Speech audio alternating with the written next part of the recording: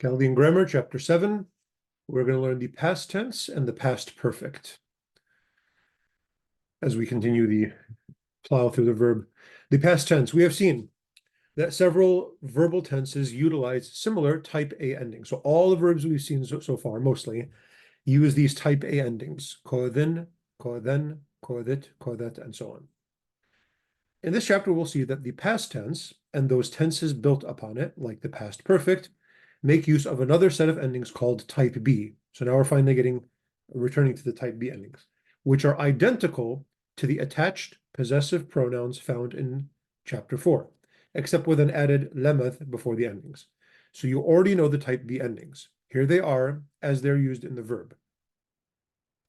Li, luch, lach, le, la, lan, lochon, lei. This is exactly the same as shemi, shemuch, shemach. It's all the same endings as those possessive pronouns, except we have this lemeth here.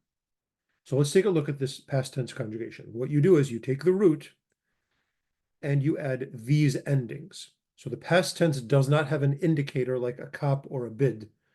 The indicator of the past tense is the type B endings added to the end of the root. So let's take a look at this one. With li, I did. And it's the same for masculine and feminine. So with li, I did, or I made. With luch, you masculine did. With lach, you feminine did. With le, he did. With la, she did. With lan, we did. With lochon, you plural did. With lei, they did. With li, with luch, with lach, with le, with la, with lan, with lochon, with lei. This is another thing that you really, really need to just practice over and over and over again. Every verb, every root can be stuck into this. Follow this vowel and ending pattern, and you're going to be able to make a past tense conjugation. So you take, qtalli.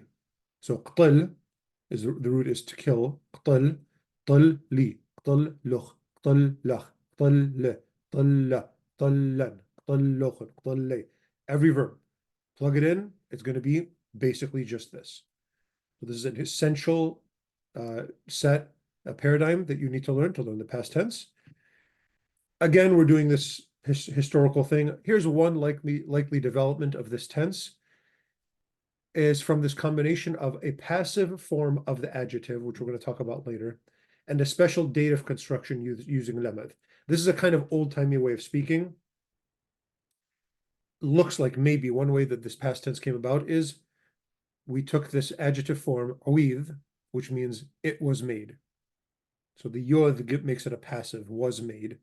And then li, among the other uses of lemeth, a kind of classical usage of lemeth is it can mean by me in connection with something like this, a passive adjective.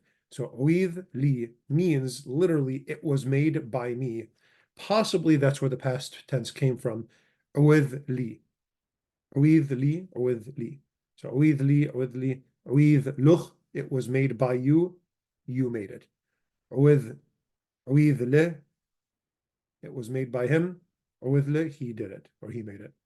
With lan, it was done or it was made by us, or with lan. And so on. Possible, if not, it's not the end of the world. This development had conceptual limitations, especially with intransitive verbs. So, if you want to say to fall, there's no it was fallen by me. So npil li, there's no npil li, it was fallen by, it doesn't really work. But still, this became the standard mode for expressing the past tense. Okay. Here's the to be verb. So I was. We already know how to say win wa, iwin wa. So that's the sort of perfect conjugation of the to be verb. And that's more common. This is less common, but it's still around. So hoe li. So you're taking the root hua, and you're adding these endings li. Hoe li. Hoe luch. You were. Huelach, you feminine were. Huele, he was. Huela, she was. Huelan, you were. Huelochon, you plural were. Huele, they were. Similar meaning to winwa. This maybe could be translated more as I was being, or I used to be, something like that. There is another interesting thing in Chaldean in particular. The root hua also has the meaning of to be born. So if you were to talk to a sort of typical Chaldean and you say hueli, what they're going to immediately think is I was born. This also means I was born. Hueluch, you were born. So if you want to say when were you born, iman, we already know the word for when. Iman hueluch. When were you born? So huelach, huele can also mean I, you, he, she was born. Just kind of that same sound means that also as well. The past perfect, somewhat, less used, but it's still around in the language. The past perfect is I had done in English. That's what the past perfect means. You're talking about something that is already finished and it was already finished in the past. It's a kind of a super past. And it's made as expected by adding hua. So hua, again, when we add it to a verb, gives it a perfect meaning. In this case, it's not added at the end like kodhinwa. Here, the wa is added in the middle. So with wa li. So the wa is added to the middle. So with li, I did. With wali, I had done. With luch, with waluch, you had done. With walach, you feminine had done. With wale, he had done. With wala, she had done. With walan, we had done. With walochon, you plural had done. With wale, they had done. And again, you pick any verb and you plug it into this pattern, and you're going to have the same meaning with that verb. Similarly, with the to be verb, hue wali, I had been, or I was born. Hue waluch, hue walach, hue wale, hue wala, hue walan, hue walochon, hue wale. And that's it. So it's really important to memorize, but there's not a lot of content, new content in this chapter, just these endings and this concept of the past tense and the tenses that are built on it. Let's get some more verbs in your vocabulary. Bale, to swallow. Bale, bla'a. Dagel, dagole. This is a kind of exceptional, it's a little bit of a irregular infinitive, dagole. Dagel, dagole. Tame, tma'a, to taste. So dagel is to lie. Tame is to taste. Tawe, with a waw. It's important that there's a waw here and not a softened beth. Tawe, tawoye means to roast. Tamish, tamasha, is to dip. Khadim, khdama, is to serve. This, I think, has an Arabic root, and some of these words do. That's okay. Languages learn words from each other sometimes. It's not the end of the world. Khadim, khdama. La'is, la'asa, is to chew. Khadim is to serve. La'is is to chew. Qabil, qbala, is to receive or accept. Qabil, qbala, is to hug. Rahiq, rhaqa, is to go far away. Rafich, rfacha, is to boil. Looks like there's some cooking sentences you can make in this chapter. Shatah, shtaha, to stretch out, to like lay down. Shapach, shpacha, to spill or overflow. Tafiq, tfaqa, is to meet someone. Let's look at some nouns. Archa is guest. Behra is light. Banaya is builder. Bnei Nasha is people or men. This is literally Bnei, sons of, Nasha, sons of people, sons of men. If you want to say it in the singular, Bar Nasha, son of man, or even the son of man, if you're looking at scripture. Bisma is incense. Zeta is olive.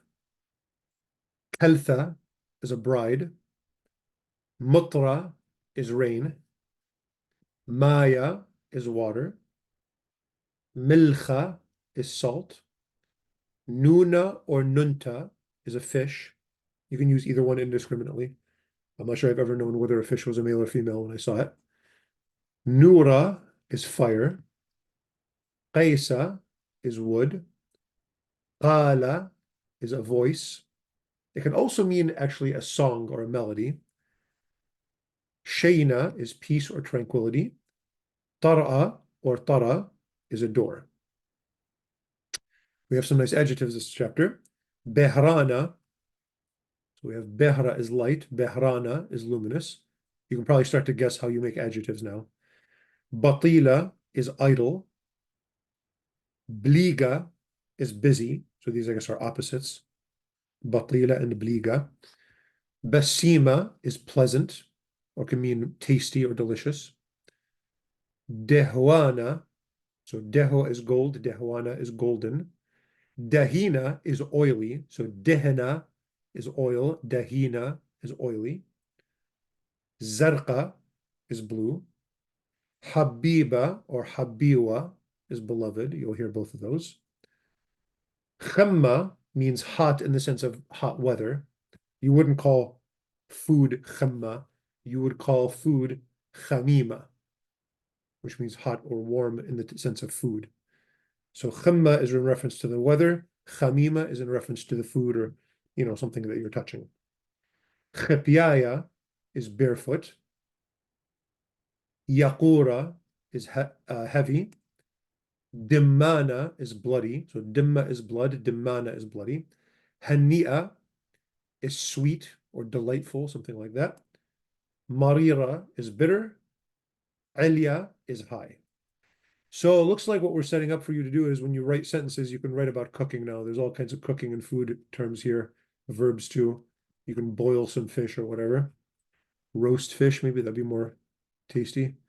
Tawoya nunta, okay.